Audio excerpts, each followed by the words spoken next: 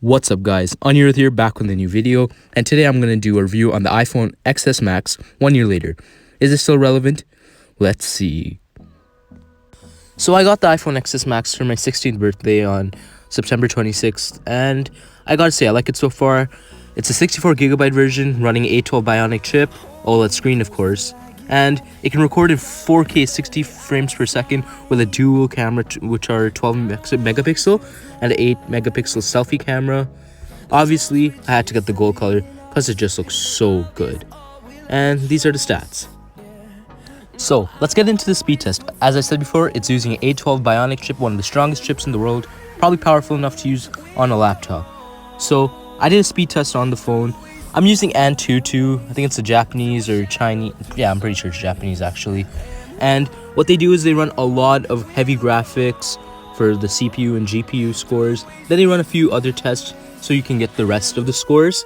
I'd say it's a pretty good app. I've been using it ever since I got my phone. And here are the scores.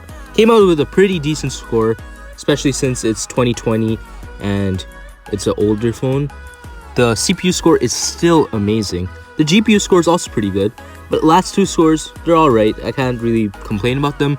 But let me say, this phone, it gets so hot. I could cook an egg on it.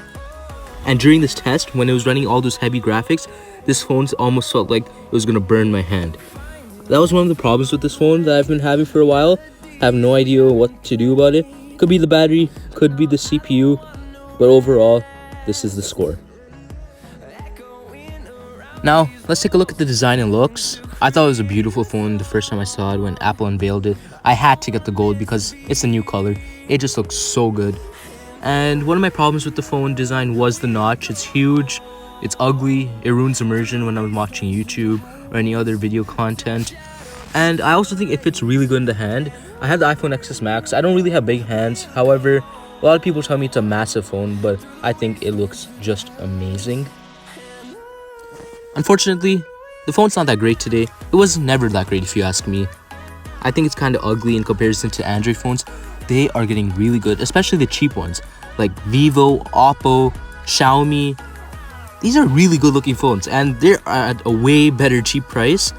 Regardless, Samsung and OnePlus, they're releasing really good looking phones and they are about the same price. And the new iPhone, I'd say it's even uglier, but that's just Apple. Now, let's look at the durability. I'd say it's pretty good. I've done a lot to this phone, and I've dropped it, I've put water on it, I've even left keys on it, and I gotta say, its scratch resistance is pretty good. I've even dropped it just for this test.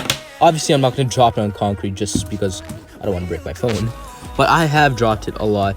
I'd like to say this phone, it stands for its durability, and I'll commend Apple for making it really strong. Regardless, I did have to buy a case. It's a really expensive phone. It's like, what, 1700 Canadian? Well, I chose to get the Rhino Shield bumper case. I just thought it looked really good. Once again, I wanted to give the case that open look because I like the back of the phone. So I only took a bumper and I thought it worked out really well. It's a really good case. It came, I think they make it in, what like UK or something.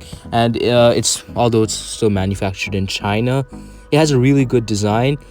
As you can see, it says Rhino Shield here. The case, it is a lot bigger than the phone, so you can trust it for when you drop it because the phone is elevated. Overall, I think it looks pretty good on the phone. However, my problem with this for case is that it like chips over time, and I think it even gets damaged with UV rays. Over time, it started to peel, but as you can see, it did come with a pretty good back. It also came with a back plate, so I can stick it and never get my phone scratched. Although I never got a screen protector for the phone, I'm not too worried about it. And I also think that the screen protector would just ruin the screen in general. So this is the case.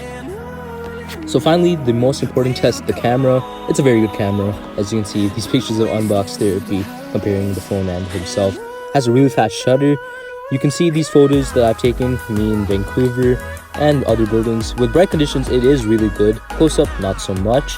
But in these conditions where there's a lot of light, the buildings here, you can see they just look spectacular. These are like A-grade quality photos. And here's just a few more photos of me in Vancouver. With great light, it can capture all the small details, which I really like. Over here, it caught me with all the edges, but it still has the background with the helicopter. and other vehicles here. And what I like about the fast shutter is that it can get all these moving vehicles. As you can see, the little waves behind that little boat. But selfies, I'd say, isn't the best. Low lighting wasn't that great, so whatever. However, in low lighting, I'd say it isn't that great. Like the Huawei P30 had amazing low light, but this one wasn't that great. I wouldn't give it any points for that. But I do like what they did with software here in portrait mode. It really caught my face and it blurred the background really nicely. That's a great software right there.